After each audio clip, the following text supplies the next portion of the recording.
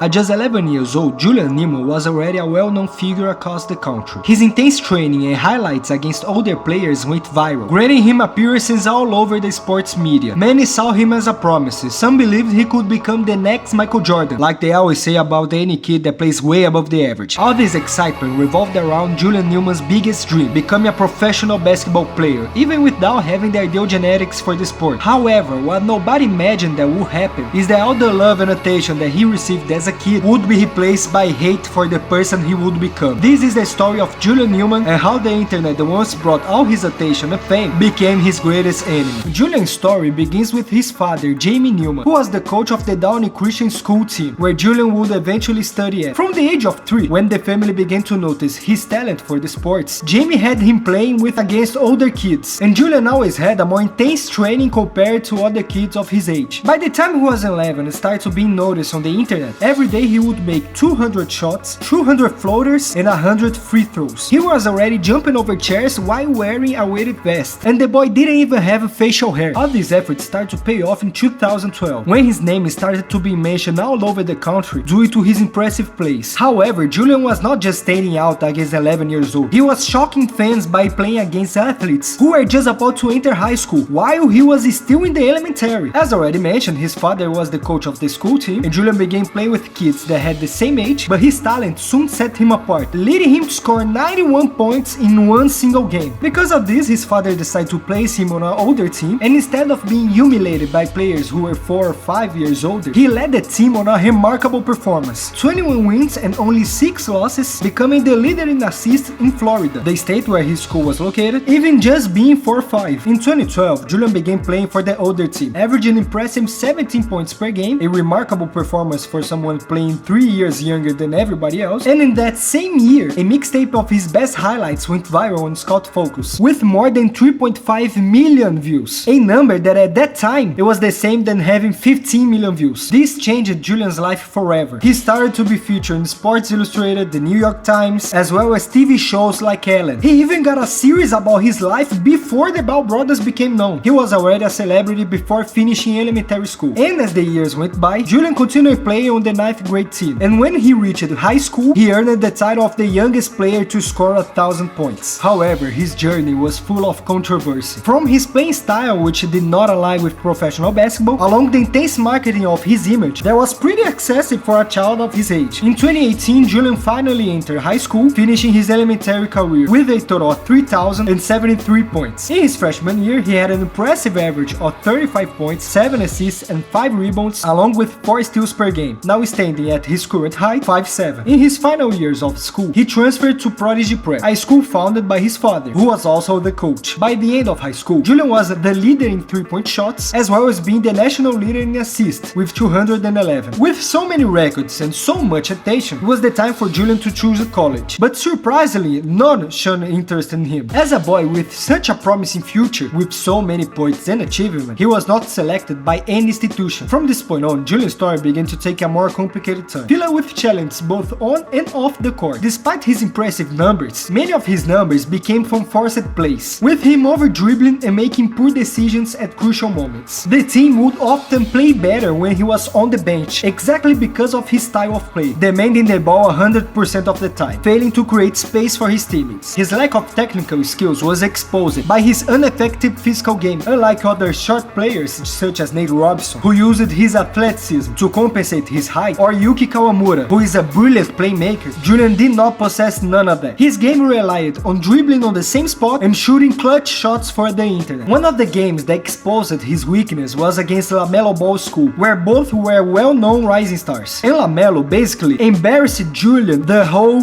game. He laughed at him during most of the plays, and even though LaMelo's height was a disadvantage for Julian, his skills stood out. He used more skills than physical game, showing that the game goes beyond the height. And if the game issues wasn't enough, Julian also had personality problems. He didn't have the maturity to deal with the dynamics of a team sport, always getting into fights, even with his own teammates. One time he threw a chair on an opposing player. This aggressive behavior reflected a family issue, as his sister had similar behaviors on the court, and Jamie played a crucial role in this aspect. While LaVar Ball is remembered for his controversial statement, when was the time to be a father, he was a father, and Jamie never set limits for Julian. Instead of correcting his son, he was responsible for this idea that Julian was untouchable, which only worsened his public image. Over the time, Julian's lack of respect resulted in a wave of hatred, to a point that it is easier to find videos of his lowlights than his highlights. Even the kid that went viral for only Julian on the court is being more remembered than Julian was. Nowadays, Julian is still involved with basketball, but now as influencer, no longer seeking to be a professional athlete, and somehow he still gets humiliated on the court. It's sad to see how such promising opportunity slipped away due to his own choices, but despite everything, Julian managed to transform his path into a career as an influencer. If you're still in this video, please consider subscribing, and I'll see you on the next time.